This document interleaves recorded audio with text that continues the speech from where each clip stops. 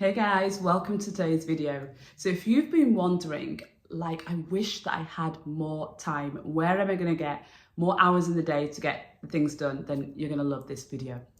So I'm going to just dive into this video today, but firstly just say, if you are new to my channel, hello, my name is Elika. I'm an energy optimization coach and a trusted advisor for purpose-driven leaders who want to have way more energy, be in the overflow so that they can create a bigger impact in the world. So if you like the sound of that and the lifestyle habits that's required to do that and to feel that way, then subscribe.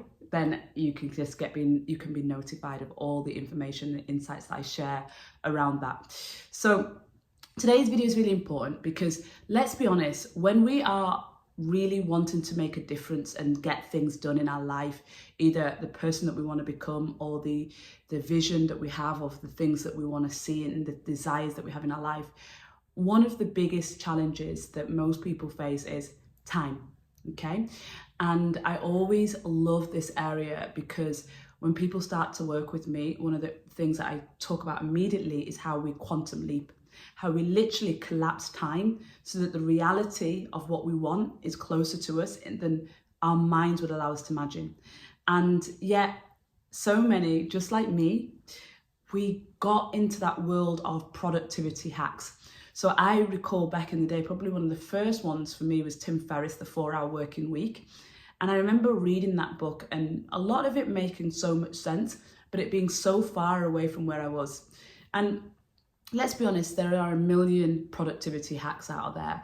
I know that there was a time where I remember splitting my page into 4 quadrants, and in the top corner was the the thing that I want to do and the thing that I enjoy doing, and then at the bottom was like the thing that I need to do and the thing that I don't enjoy. And you know how it goes. We've all got our version of all the different ways that we could be more productive, whether you time yourself, whether you power 10 minutes or power 20 minutes and 10 minutes or 5 minutes off.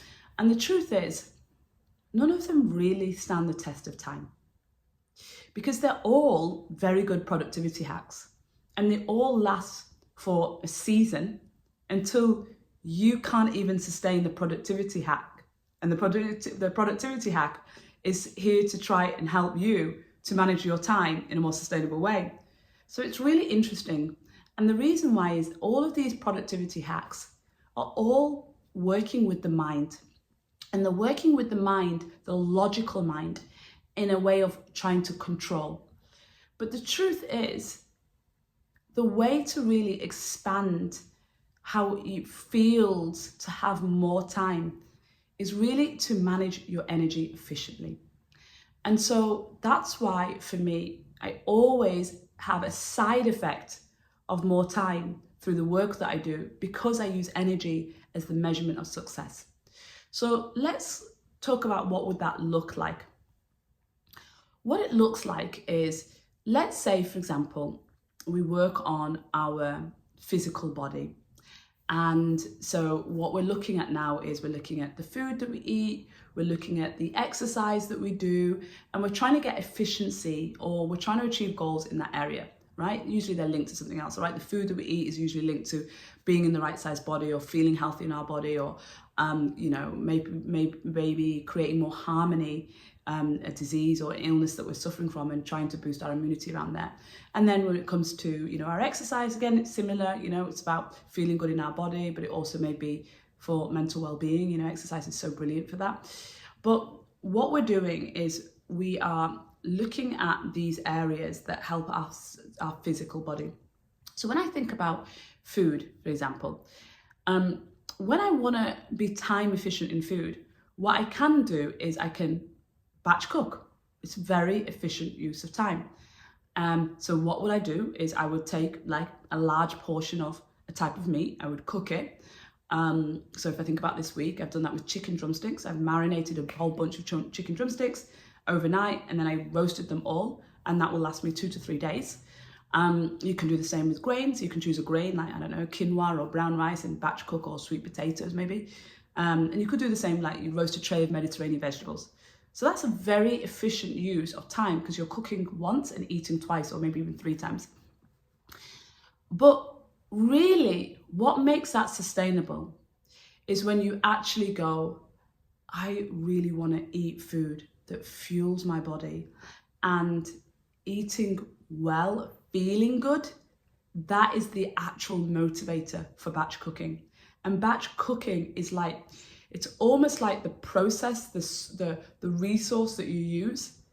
But what happens in the productivity hack world is we think that we're saving time by batch cooking.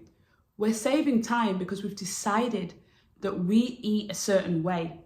And when you make that decision that you eat a certain way, then you're looking for the way to make that happen. And that happens to be batch cooking. So do you see the difference between looking for productivity hacks and being in the cognitive mind and overthinking things and then not being able to sustain those, versus what's really underlying in terms of what I want energetically. I want to feel good in the body when I eat these certain foods, when I have like more protein as my base of all of my meals, then I don't fill myself with bread or pasta or noodles, and then I feel better. So how do I make sure that I have more protein? Well, I cook a batch of protein. And so maybe I cook a batch of protein, but I don't cook all the other parts.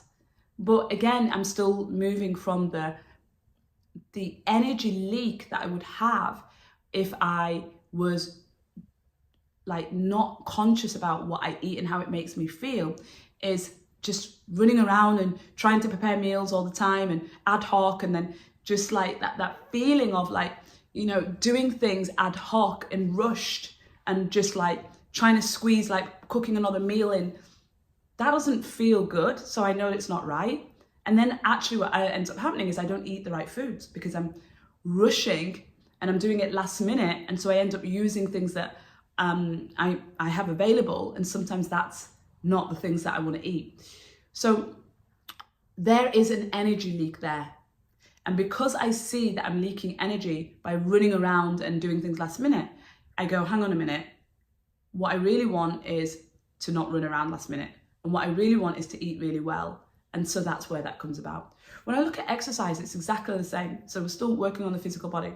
When I think about exercise, a very productive way of looking at exercise could be arguably going to the gym, right? Going to the gym, maybe with a personal trainer, and working out with a personal trainer for an hour and doing that 3 times a week.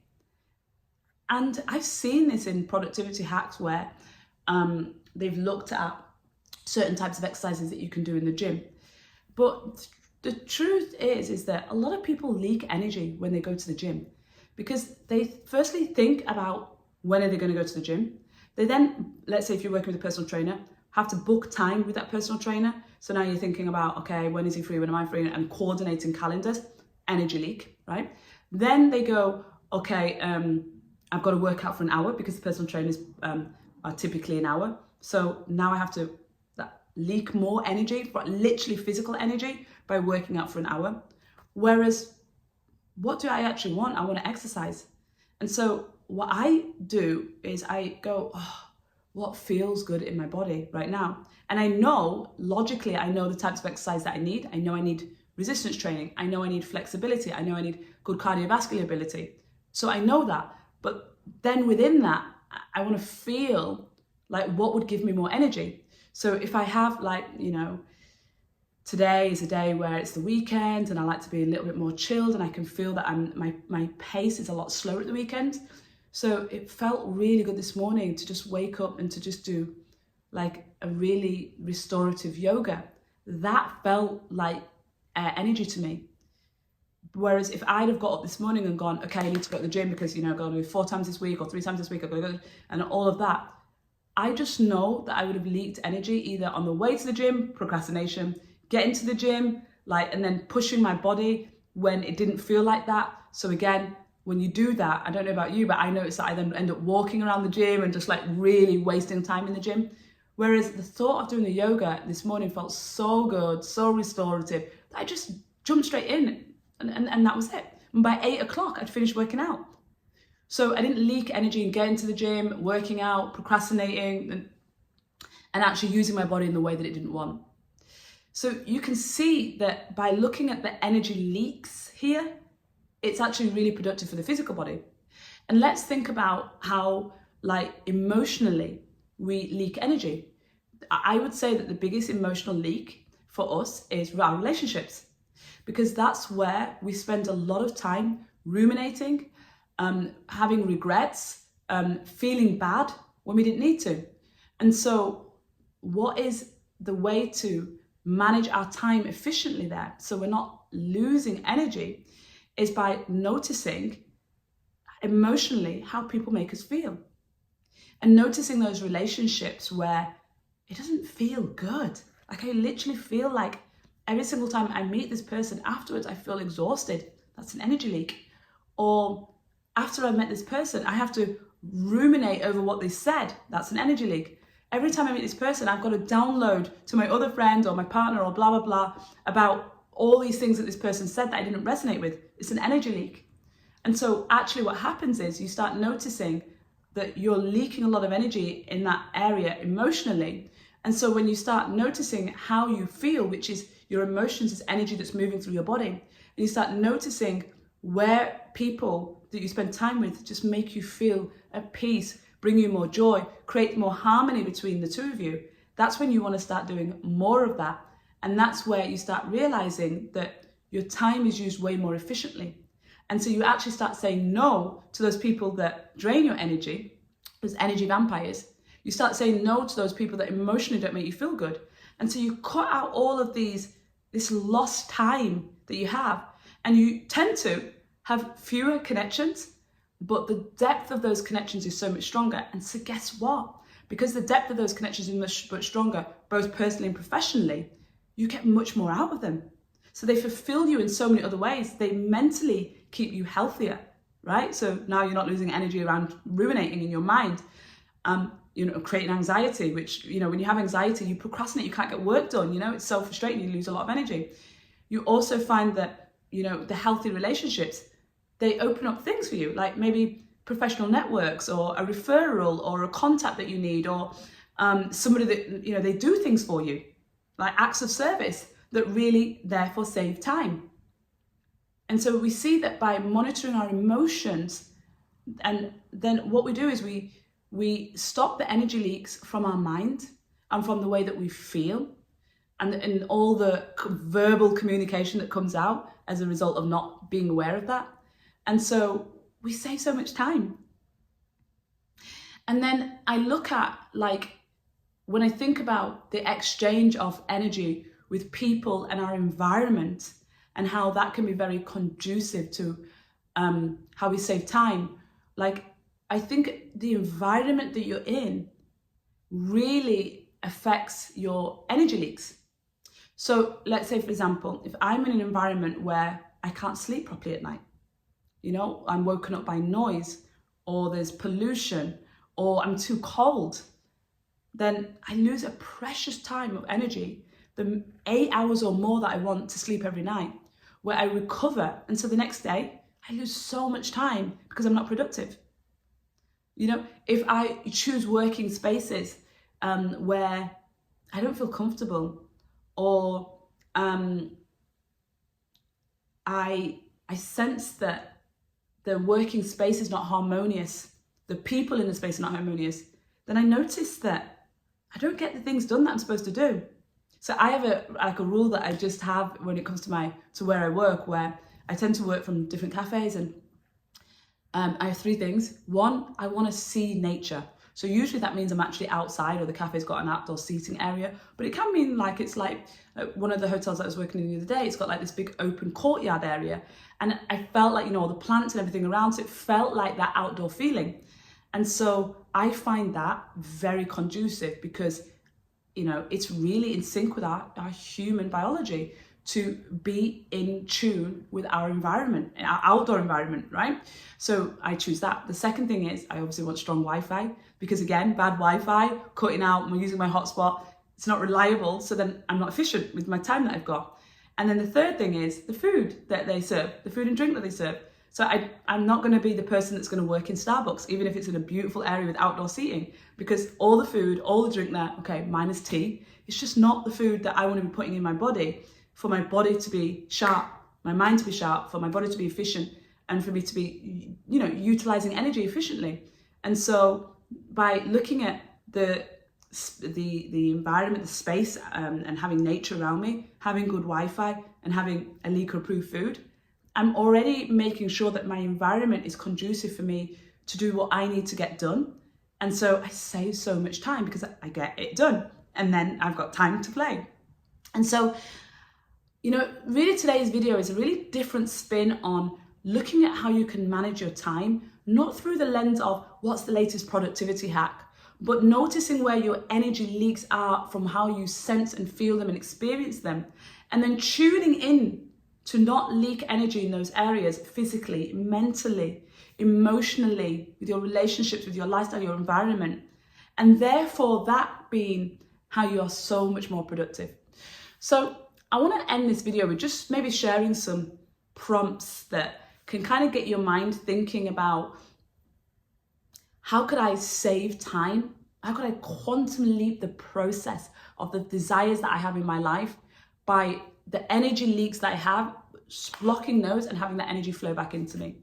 And so let me think of some prompts that I can guide, that I can share with you. So I think one of them would be, I am feeling at peace when I am doing, and write out whatever the thing is. I am no longer available for, and write out the thing is. When I communicate my needs in relationships, then I get to write down what the thing is. I receive energy by doing, I receive energy when I say, whatever the thing is. I manage my energy by doing this. And so those prompts, you know, can help you to just kind of really get some clarity on where those energy leaks are. And of course, if you feel like you want more guidance in really reviewing every area of your life where you're leaking energy personally and professionally, and therefore not having the more inner peace, more joy and more harmony, to be in overflow so that you can really create the impact that you're here to do and have the life that you truly deserve by having energy as your most valuable currency. If you feel like you want a guide to help you on that, then reach out to me and book an energy audit with me. An energy audit is a deep dive into those areas where I can really guide you on where you are leaking those energies, and also create a roadmap for a lifestyle that will truly fulfill you and pour energy back into you and create more peace rather than one that drains you. So I hope you've enjoyed that video, and it's really given you some value. And I would love to hear what comes up for you in this video. So share with me in the comments below. And if you kind of want to get, like, you know, some little tips on that whole lifestyle journey, I just feel like one of the best places where I really support you is through my newsletter, where weekly I'm really sharing about the lifestyle of managing your energy, and you know, the experience that I have of myself energy auditing my life all the time, and also working with clients and the things that just inevitably come up. So I share all of those in my weekly newsletter, and you can see all the details of just the link to sign up to that newsletter in the description box, and you'll also see the link to book an energy audit with me as well. So I hope that you enjoyed this. Give it a like and share it with someone that you feel like really needs to get out of the productivity hack mindset and into the be aware of your energy mindset. Share it with them and give it a like so more people see, and I will see you on the next one. Take care.